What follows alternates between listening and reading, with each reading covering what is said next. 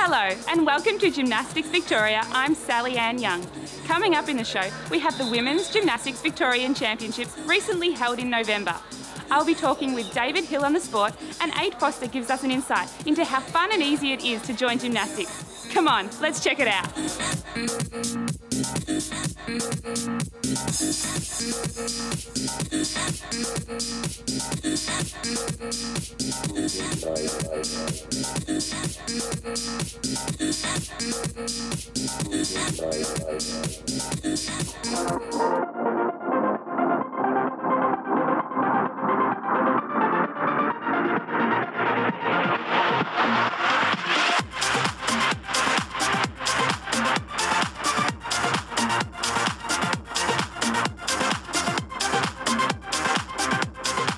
Today we're at the Geelong Arena for the Women's Gymnastics Victorian Championships with David Hill. David, can you tell us a bit about how you got started in gymnastics and what your role is today in the sport? Yeah, look, I started coaching back in 1987. I was doing a phys ed degree at Phillip Institute of Gymnastics. Got a part-time job there as an apprentice coach. Moved from there to run a sort of community youth club program. And then decided with my now wife that we wanted to start our own business, and we've been running that for 20 odd years. My role here today is I have gymnasts competing in the state level 10 competition, which is running today, and I also have gymnasts competing at state level 6 and state level 7 tomorrow. Perfect. And so what events are there in the women's gymnastics? There's the vault, there's the uneven bars, balance beam and floor exercise. Cool. So do you want to go show me how a couple of them work? Sure, follow me. So here we are at vault. Some pieces of equipment that we use for vault. We've got our springboard. Now, our springboard's a fiberglass board, has a number of springs. Coaches can remove springs or add springs depending on the size of the gymnast. So smaller gymnasts obviously will use less springs because otherwise the board's too hard. The board goes down on the floor here, and it again can be adjusted by the coaches as to what they feel is the appropriate distance from the vault. And different vaults will require different distances. So if they're doing a particular vault where they just do a handstand position and straight over the vault, the board will tend to be a little bit further away, whereas if they're doing a somersaulting vault, the board will tend to be closer to the board because it helps with rotation.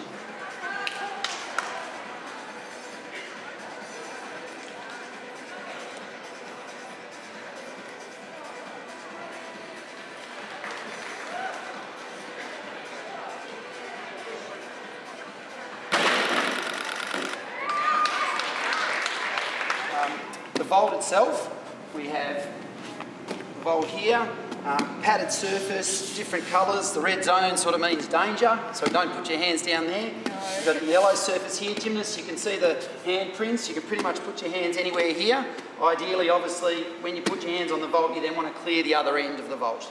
Okay, is padded.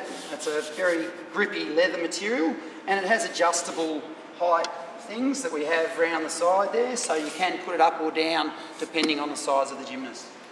The landing surface, it's about 20 centimetres thick, and then there's another 10 centimetre thick landing mat on the top, which has the big yellow strip down the middle, and that's an actual landing zone, and the gymnasts are required to land within that landing zone. If they land outside that landing zone, they get deductions for being off direction.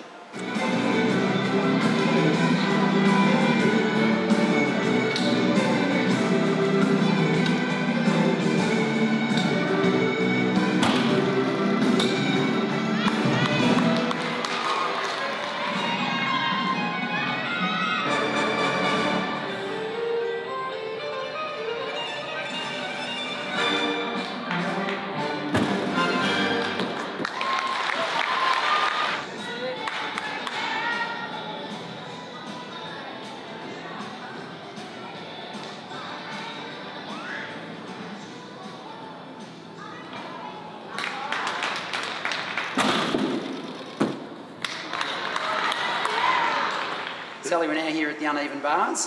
Which are also known as the asymmetric bars?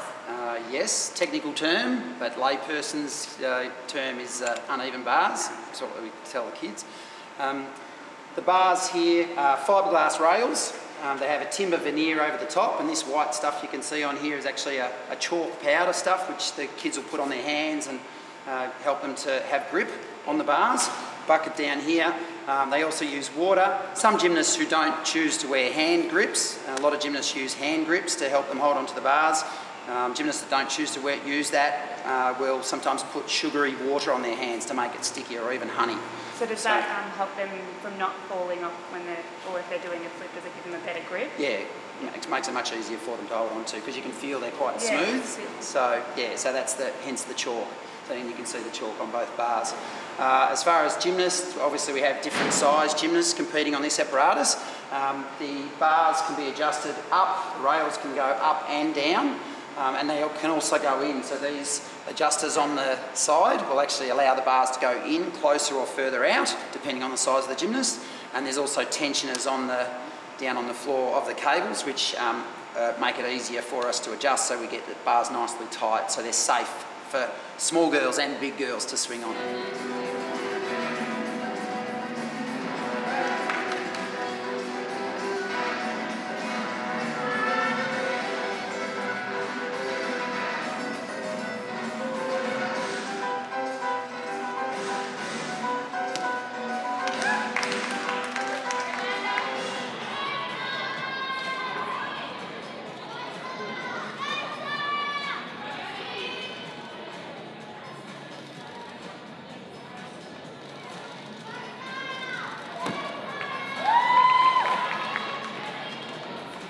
How do the gymnasts get up onto the bars?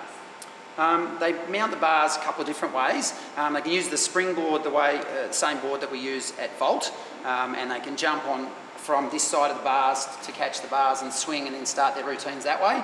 They can also start from in between the bars facing this direction, and they can also start where the landing area is and mount onto the high bar. And then start their routine like that. So there's a few different ways. The standard way is probably from the low bar here, facing the high bar.